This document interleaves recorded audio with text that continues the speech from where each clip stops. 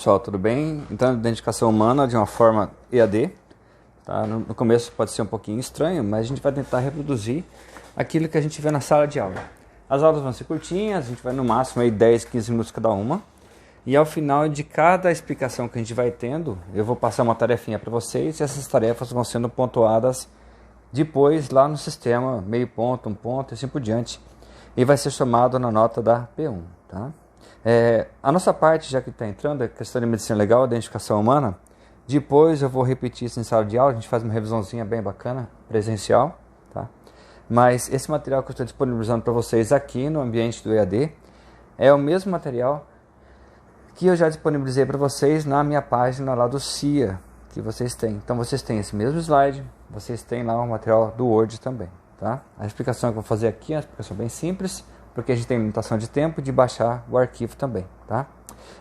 A identificação humana ela é imprescindível dentro do processo penal, porque não basta apenas que a gente tenha a característica do fato, do crime, a materialidade.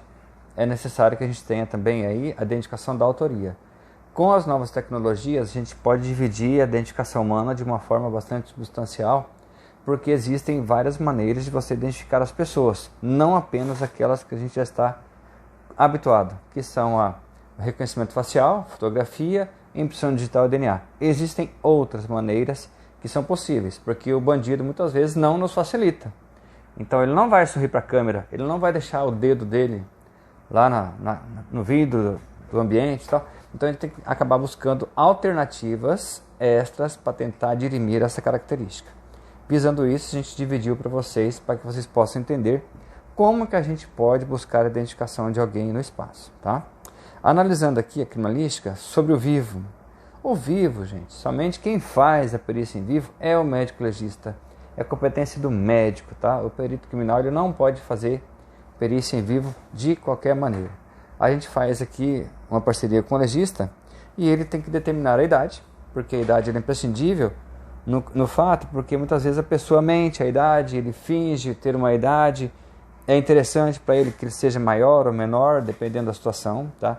Existem réguas, tábuas e marcadores específicos que permitem ao médico legista determinar a idade, distribuição pilosa, fixação do membro, do fêmur e assim por diante. Réguas que a gente tem nas fissuras cranianas, assim por diante. Toda uma técnica da medicina que permite aí o legista estimar essa idade e aí dizer se a pessoa é de maioridade penal ou não.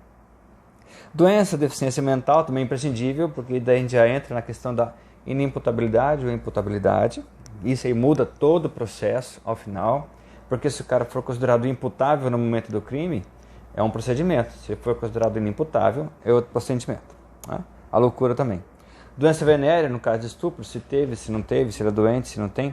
Lesão corporal, que é o mais comum. Né? Então a gente sabe que aí a lesão corporal ela é feita com bastante incidência. Toda vez que alguém vai preso, existe aí a prisão cautelar e é feita também a perícia cautelar. Então o cidadão que ele é conduzido, ele é preso, vai lá, passa pelo médico legista, o médico legista analisa. Isso nos dá uma garantia jurídica muito grande, porque você permite que a pessoa entre e saia do sistema carcerário, então de uma delegacia, sempre com um laudo atestando a sua qualidade física. Isso garante tanto aos policiais quanto aos operadores do direito, né, essa garantia que o legista dá da integridade física. E a própria pessoa também, que ele tem o direito a ter uma integridade física.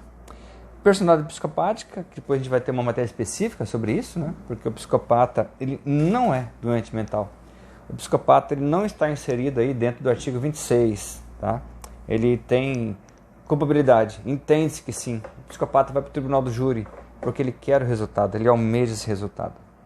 Crime de conjunção carnal, estupro e demais, né? Doenças profissionais, estigmas profissionais, acidentes de trabalho, que a gente tem uma matéria específica também sobre direito do trabalho, mas existem as questões das indenizações que são determinadas disso, e quem faz essa característica na pessoa é o legista também. Sobre o morto também ele é de competência do legista, mas ao perito criminal, na minha profissão, a gente faz aí o chamado perinecroscópico. O que é isso? Fazer análise da morte ao redor do que acontece à pessoa. Né? Então a gente tem que ir lá determinar a realidade da morte, que é feito juntamente comigo, com o perito criminal e com o legista, para saber se o cara está morto ou não. Depois a gente vai ver aí as dosimazias que são utilizadas para que tenha a certeza da morte. E o mais importante depois, a causa, porque já está morto, aí vem a causa jurídica da morte, do que essa pessoa morreu realmente, né?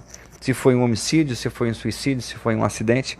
Então aí também faz essa necessidade de a gente colocar data da morte ou cronotanatognose, que a gente vai ter uma matéria específica também mais à frente, que é preciso dizer quando, que dia que a pessoa morreu, que hora que ela morreu.